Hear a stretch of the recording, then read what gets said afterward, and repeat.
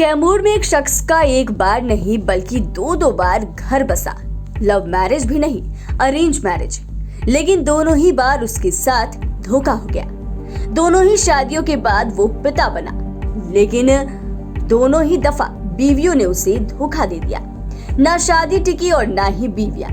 एक ने तो कोर्ट में तलाक दे दिया, दूसरी के बारे में जब असलियत सामने आई तो उसके पैरों तले की जमीन ही हिल गई। कैमूर में रहने वाले राजेश की पहली शादी 2018 में यूपी के सैयद राजा के वरांगा निवासी राजनाथ नाम की बेटी रोशनी से हुई। राजेश बहुत खुश था कि अब उसके घर में लक्ष्मी के रूप में रोशनी जैसी पत्नी आ गई। सब ठीक ठाक ही चल रहा था। 2 साल में एक बच्ची ने जन्म लिया।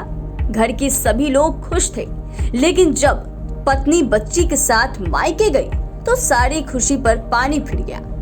रोशनी अपने ससुराल वापस ही नहीं आई, बल्कि इसके बदले राजेश को मिला कोर्ट का नोटिस। आखिर में कोर्ट में दोनों का तलाक हो गया। अब राजेश दिन भर मजदूरी करता और फिर रात में घर चला जाता। जिंदगी फिर से अकेले हो गई थी। इसी बीच एक बार फिर से राजेश के जीवन में खुशियों की उम्मीद जगी। रिश्तेदारों ने एक लड़की ढूंढी। वो कैमूर जिले के चांद के रहने वाले गुड्डू राम की बेटी संजू थी। साल 2022 में माता मुंडेश्वरी मंदिर में राजेश ने संजू से शादी कर ली। एक बार फिर से राजेश के घर में खुशियां आईं। 1 साल बाद राजेश की दूसरी बीवी संजू ने एक बेटे को जन्म दिया। उसका जन्म बड़े ऑपरेशन से दुर्गावती के एक निजी अस्पताल में हुआ है। लेकिन बच्चे के जन्म के बाद दूसरी बीवी संजू की तबीयत खराब होने लगी। राजेश ने 1 महीने तक उसका इलाज कर्ज लेकर कराया। उसमें 1 लाख रुपए खर्च हुए। इसके बाद संजू के घर वाले उसे विदा करा के मायके ले गए।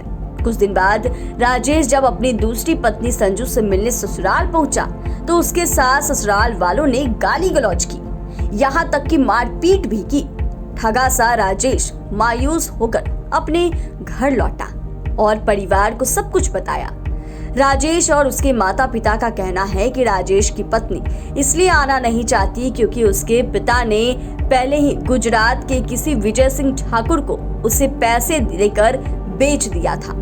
वो शादी के नाम पर 4 साल गुजरात रहकर भी आई थी, लेकिन उसके घर वालों ने राजेश के घर वालों के साथ धोखा किया और उसे कुंवारी बता उसकी शादी करा दी।